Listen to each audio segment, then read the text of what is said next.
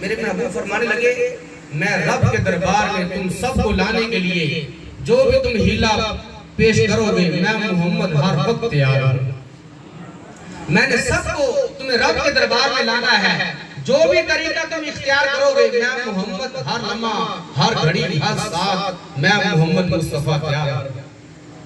अब उन्होंने फिर एक खत लिख दिया, हबीब की जानिब एक बंदा भेज दिया, उसके अंदर चंद बातें भी उन्होंने तहरीर की। कहने लगे, ऐ हबीब, उस खत के अंदर था, ऐ हबीब, हम आपका मुनाजरा मोहम्मद से करवाने वाले हैं। तुम तो रहते हो यमन में, हम रहते हैं मक्के में, हम मोहम्मद के साथ रहते हैं, लेकिन जिसके साथ तेरा मुकाबला करवाने जा रहे हैं मोहम्मद के साथ, ये वो मोहम्मद है। चंद बातें हम आपको बता रहे हैं, ये वो मोहम्मद है। पानी की तरफ इशारा करते हैं, पानी चला आता है। दरख्तों की तरफ इशारा करते हैं, दरख्त इसका कलमा पढ़ते हैं। पत्थरों की तरफ इशारा करते हैं, पत्थर भी इसका दम भरते हैं। जरा सोच के आना। अब हबीब कहने लगा, उसने खत लिख दिया, उसने कहा जब रात का वक्त रख लिया जाए। अब रात का वक्त रख लिया गया।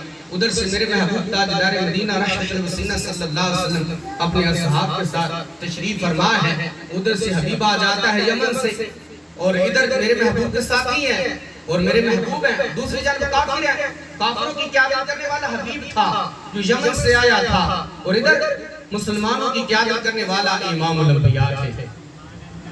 ऐसे जब मुनाज़रा शुरू हुआ, मेरे और दिल जबाल नबी सरकार सल्लल्लाहु अलैहि वसल्लम को हबीब कहने लगा कि ऐ मोहम्मद, मैं 3 सवाल करूंगा, मेरे तीनों सवालों के जब जवाब मिल जाएंगे, जब तक मेरे तीनों सवालों के जवाब नहीं मिलेंगे मैंने कलमा नहीं पढ़ना।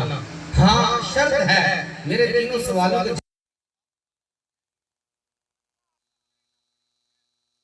मेरे और तेरे लजपाल नबी सरकार सल्लल्लाहु अलैहि वसल्लम इरशाद फरमाने लगे, हबीब तू सवाल कर, अल्लाह ने मुझे मोहम्मद बनाकर भेजा है।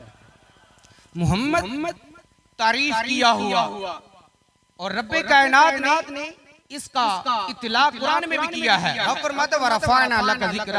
प्यारे हबीब, आपका जिक्र मैं रब ने खुद ही बुलंद कर दिया है। वलल आखिरतु खैरुल लक मिनल ऊला। प्यारे हबीब, आपकी हर आने वाली घड़ी पहले वाली घड़ी से आला होगी। मैं रब ने महबूब मुस्तफा की चर्चा पहले कुरान में कर दिया है। मेरे महबूब फरमाने लगे, हबीब तू सवाल कर, अल्लाह ने मुझे मोहम्मद बनाकर भेजा है। हबीब कहने लगा, मोहम्मद मेरे 3 सवाल हैं, जब तक तीनों सवालों के जवाब नहीं मिलेंगे मैंने कलमा नहीं पढ़ना। हाँ, जैसे ही मुकम्मल होंगे मैं हबीब ने कलमा पढ़ जाना है। आका फरमाने लगे, सवाल कर। हबीब कहने लगा, उसने आसमानी किताबें पढ़ रखी थी, उससे पता थी इस बात का कि जो जादू है वो जमीन पर चलता है, आसमां पर जादू नहीं चलता। तो कहने लगा, अगर मोहम्मद सच्चे हुए, अपने आप को नबी कह रहे हैं, तो फिर जादू है जो जमीन पर चलता है, आसमां पर जादू नहीं चलता। अगर ये सच्चे रसूल हुए तो आसमानों पर भी इसकी हुकूमत चलेगी। कहने लगा, मोहम्मद ये जो चांद चढ़ा हुआ है इसके 2 टोटे करके दिखाएं। मेरे महबूब ने फिर यदुल्ला वाले गोरे गोरे हाथ उठा लिए। वो हाथ हुजूर ने उठाए जिन हाथों को अल्लाह ने अपने हाथ करार दिया है। यदुल्लाहि फौका अयदीहिम।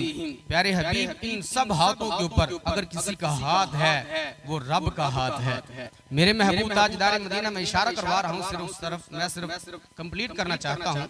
मेरे महबूब ताजदार मदीना जब मक्का छोड़ के मदीना आए ना, 1 साल के बाद हुजूर ने ख्वाब देखा। ख्वाब ये था कि मेरे महबूब उठकर सुबह को साहबा को बताया, मैं साहबा, मैंने रात ख्वाब देखा है, मैं तुम्हारे साथ मक्का गया हूँ, जाकर खाना काबा का तवाफ किया है। साहबा को जब ये ख्वाब हुजूर ने सुनाया, साहबा तैयारी करनी शुरू कर दी। मेरे महबूब ने जिक्र नहीं किया था कब हमने जाना है, लेकिन साहबा ने अपने तौर पर तैयारी कर दी। जब हुजूर को खबर हुई कि साहबा तैयारी कर चुके हैं, तो हुजूर ने फरमाया, मैंने तुम्हें बताया तो नहीं था कब जाना है, अगर तुम तैयारी कर चुके हो चलो फिर हम चलते हैं। अब हुजूर चल दिए। हुदैबिया के मकाम पर मुशरिकीन मक्का ने हुजूर को रोक लिया, क्या मोहम्मद हम आपको मक्का शहर के अंदर दाखिल नहीं होने देंगे। बहरहाल रोक लिया गया। अब मेरे महबूब साहबा से मशवरा करने लगे, साहबा क्या करना चाहिए। साहबा कहने लगे, या रसूलल्लाह कोई बंदा नुमाइंदा भेजना चाहिए, इन काफिरों से बात करे जाके कि हम सिर्फ और सिर्फ आए हैं तो हम खाना काबा का तवाफ करने आए हैं, सिर्फ तवाफ करने के लिए आए हैं, हमारा मकसद लड़ाई नहीं है, जाकर उनसे बात करनी चाहिए। तो सब ने इत्तिफाकन इत्तफाकन ये बात कही कि हजरत उमर को भेजा जाए जो मुशरिकीन मक्का से बात करे। तो मेरे महबूब ने फरमाया हम तो आए हैं तवाफ करने के लिए, उमर को भेज दिया। अगर उन्होंने इनकार कर दिया कि हम मोहम्मद को दाखिल नहीं होने देंगे, तो ये उमर तो वो हैं जो तलवार निकाल लेंगे। हमारा मकसद लड़ाई नहीं है, इसलिए हम उमर को रहने देते हैं। फिर दोबारा जिस शख्स पर निगाह पड़ी है उस शख्स का नाम हजरत उस्मान गनी था। हजरत उस्मान गनी को भेजा गया और हजरत उस्मान रज़ियल्लाहु ताला अन्हु जाकर कहने लगे कि हम सिर्फ तवाफ करने के लिए आए, तवाफ करके वापस चले जाएंगे। वो कहने लगे उस्मान गनी तुम्हारे एहसानात हम पर बहुत ज्यादा हैं, तुम तवाफ करना चाहते तो कर लो, तुम्हारे महबूब को हमने तवाफ नहीं करने देना है। हजरत उस्मान गनी रज़ियल्लाहु ताला अन्हु फरमाने लगे मैं अपने महबूब के बगैर अकेला तवाफ मैं भी नहीं करूंगा। अल्लाहु अकबर कबीरा। चंद टाइम थोड़ा सा गुजरा है, चंद घड़ियां गुजरी हैं, तो उधर से अफवाह उड़ी कि उस्मान गनी को शहीद कर दिया गया है। अब मेरे महबूब ताजदार मदीना रहमतुल बसीना सल्लल्लाहु अलैहि वसल्लम एक दरख्त के नीचे सहाबा को लेके बैठ गए। 1400 सहाबा थे हुजूर के साथ। हुजूर फरमाने लगे मेरे सहाबा आओ ना, मेरे हाथ पर बैत करो, मुझ मोहम्मद के हाथ पर बैत करो। हमने उस वक्त तक वापस नहीं जाना है जब तक हम उस्मान के खून का बदला ना ले ले। अब सहाबा आते चले जा रहे हैं। एक सहाबी हुजूर या रसूलल्लाह ਤੁਹਾਡੇ हाथ ਤੇ बैत करने आ, ਅਸੀਂ उस टाइम तक वापस जाना ही नहीं जिन्ना तक उस्मान गनी दा खून दा बदला ना ले लिए। 1400 सहाबा ने हुजूर के हाथ पर बैत कर ली।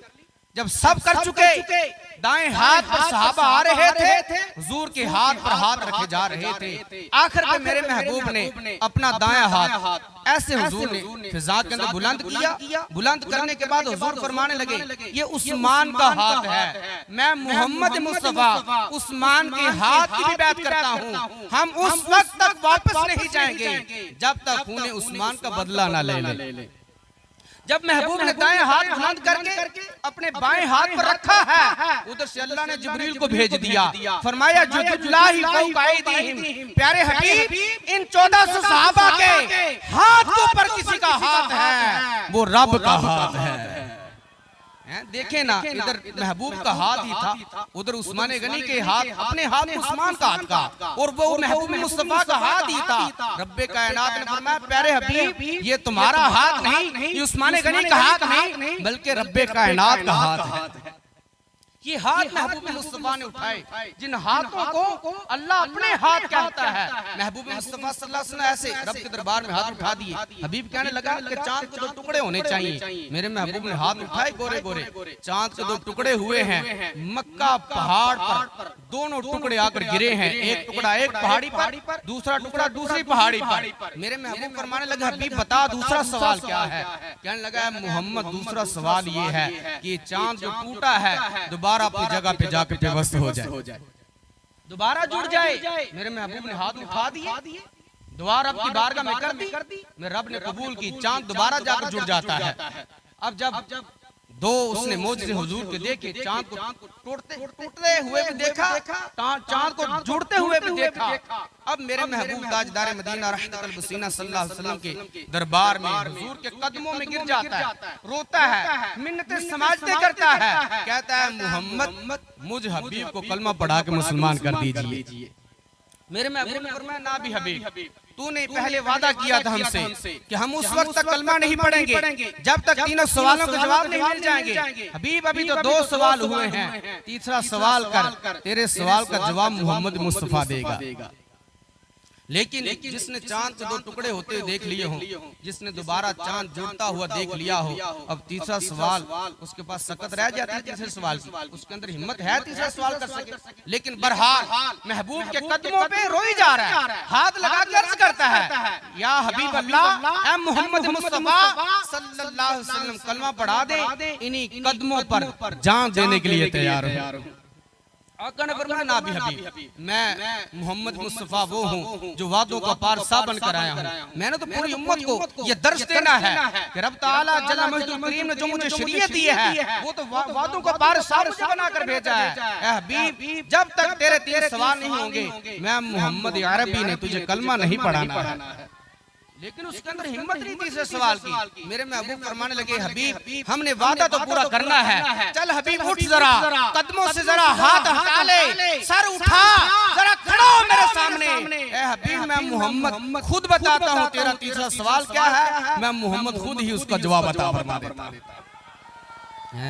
मैं मोहम्मद खुद ही उसका जवाब देता। तेरा तीसरा सवाल क्या है वो भी बताता हूँ, और उसका जवाब क्या वो भी बताता हूँ। मेरे महबूब फरमाने लगे ए हबीब तेरा तीसरा सवाल ये है कि यमन के अंदर तेरी एक बेटी है जो आंखों से अंधी है, कानों से बहरी है, जुबान से गूंगी है, हाथ से पकड़ नहीं सकती, पाँव से चल नहीं सकती, सिर्फ एक जिस्म का लोथड़ा है। हबीब तू चाहता है कि मैं तेरी बेटी को तंदुरुस्त कर दूं, जा हबीब मैं मोहम्मद अरबी ने तेरी बेटी को तंदुरुस्त भी कर दिया है, कलमा पढ़ा के मुसलमान भी कर दिया है। अल्लाहु अकबर कबीरा व हम्दन कसीरा।